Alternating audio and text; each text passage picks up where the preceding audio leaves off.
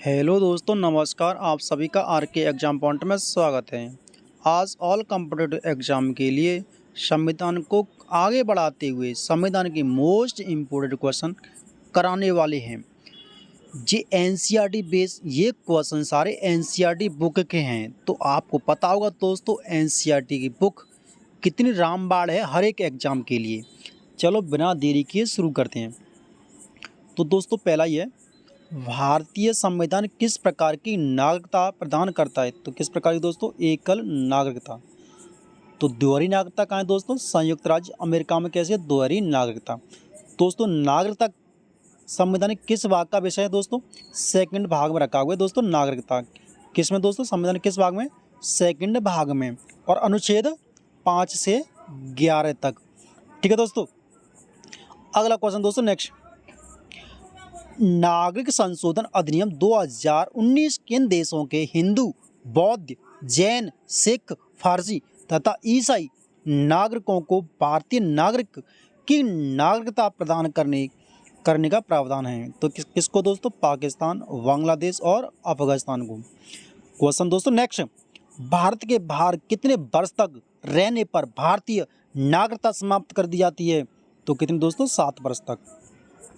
अगला क्वेश्चन दोस्तों नेक्स्ट, अगला दोस्तों, प्रवासी भारतीय दिवस कितने समयांतराल पर बनाया जाता है? तो कितने पर दोस्तों? 2 वर्ष समयांतराल पर। अनुच्छेद 5 क्या कहता है दोस्तों? संविधान लागू होने के समय नागरिकता। ये किसमें दोस्तों? अनुच्छेद 5 में प्रावधान है। अनुच्छेद में क्या प्रावधान दोस्तों? पाकिस्तान में भारत को प्रवचन करने वाली व्यक्तियों को नागरिकता का अधिकार। किसमें दोस्तों? अनुच्छेद 6 में प्रावधान। अनुच्छेद 7 में क्या प्रावधान है दोस्तों? पाकिस्तान में वर्जित व्यक्तियों की नागरिकता का अधिकार। और अनुच्छेद 8 में क्या प्रावधान है? भारतीय मूल के वैसे लोगों की नागरिकता जो भारत के बाहर रह रहे थे। अनुच्छेद 9 में क्या प्रावधान है दोस्तों? अनुच्छेद 9 में दोस्तों प्रावधान, जिस व्यक्ति ने स्वेच्छा से विदेशी नागरिकता प्रदान कर ली हो और उसकी भारतीय नागरिकता क्या हो जाएगी? समाप्त हो जाएगी ऑटोमेटिकली। ठीक है, अगर किसी व्यक्ति ने विदेश में जाकर रह रहा है, उसने वहाँ की नागरिकता अपना ली है, तो भारत की नागरिकता स्वतः समाप्त हो जाएगी। अनुच्छेद 10 क्या कहता है दोस्तों? नागरिकता संबंधी अधिकारों की निरंतरता। और अनुच्छेद 11 क्या कहता है? संसद द्वारा कानून बनाकर नागरिकता का अधिकार नियमन करना। तो यहाँ पर कानून कौन बनाता है? संसद। ठीक है दोस्तों। और संसद भी कौन सा? लोकसभा, राज्यसभा, ये तो आते हैं संसद। संसद के अंग कौन कौन से? राष्ट्रपति। कौन से दोस्तों? राष्ट्रपति, लोकसभा और राज्यसभा। ये किसके हैं? संसद के अंग हैं। ठीक है दोस्तों। अगला है दोस्तों नेक्स्ट, लक्ष्मीमल सिंघवी समिति किससे संबंधित है? किससे दोस्तों? दोहरी नागरिकता से। क्वेश्चन नंबर नेक्स्ट, भारतीय संविधान में एकल नागरिकता का प्रावधान किस देश से लिया गया है? तो किससे लिया दोस्तों? ब्रिटेन से। अगला, भारतीय मूल के व्यक्ति का कार्ड धारक भारत में नहीं खरीद सकते। क्या नहीं कर सकते दोस्तों? कृषि भूमि। यानी भारतीय मूल का व्यक्ति है, विदेशों में रह रहा है, उसके पास कार्ड भी है, लेकिन भारत के अंदर कृषि भूमि नहीं खरीद सकते। ठीक है दोस्तों। एनआरआई क्या दोस्तों? अप्रवासी भारतीय। और किसे कहते हैं दोस्तों? ये भारतीय मूल का व्यक्ति होगा, लेकिन विदेशों में रह रहा होगा, उसके पास क्या होगा? भारतीय पासपोर्ट होगा। क्या होगा दोस्तों? भारतीय पासपोर्ट होगा। और भारतीयों को मिलने वाले सारे लाभ उसे लाभ दिए जाएंगे, और इसे वोटिंग करने का पूरा अधिकार होगा। किसको दोस्तों? एनआरआई को। और इसका वीज़ा क्या होगा? वीज़ा इसके पास नहीं होगा। ठीक है दोस्तों। अगला, LM सिंघवी की अध्यक्षता में गठित समिति ने प्रतिवर्ष 9 जनवरी को भारतीय प्रवासी दिवस मनाने की घोषणा की थी। अगला है दोस्तों नेक्स्ट, मूल अधिकार। मूल अधिकार दोस्तों किसका? दोस्तों भाग 3 में है, और अनुच्छेद 12 से 35 तक। अगला दोस्तों, संविधान द्वारा मौलिक अधिकारों को लागू करने की शक्ति किसको प्रदान की गई है? सर्वोच्च न्यायालय और उच्च न्यायालय को। आपको मौलिक अधिकारों का अगर हनन हो रहा है, तो सीधे आप कहाँ जा सकते हो? सर्वोच्च न्यायालय जा सकते हो अगर उच्च न्यायालय नहीं सुन रहा है तो। ठीक है दोस्तों, अगला क्वेश्चन है दोस्तों नेक्स्ट। तो भारतीय संविधान के अनुच्छेद 13 मुख्य उद्देश्य किसके संदर्भ में संविधान की सर्वोच्चता सुनिश्चित करता है? तो किसको करता है दोस्तों? मौलिक अधिकारों की। अगला क्वेश्चन दोस्तों, अगला दोस्तों, भारतीय संविधान में समानता का अधिकार का विस्तार किस अनुच्छेद में है? तो किस में दोस्तों? अनुच्छेद 14 से 18 तक।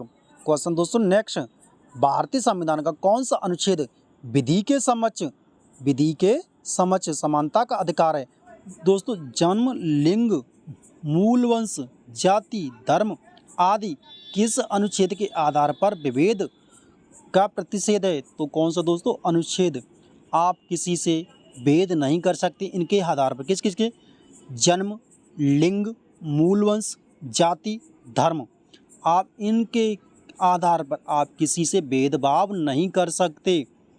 ठीक है दोस्तों, अगला क्वेश्चन दोस्तों, किस अनुच्छेद में लोक नियोजन के विषय में अवसर की समता है? कौन सा दोस्तों? अनुच्छेद कौन सा है? अनुच्छेद 16। अगला है दोस्तों, किस अनुच्छेद के अंतर्गत अप्रस्तुतता का उल्लंघन किया गया है?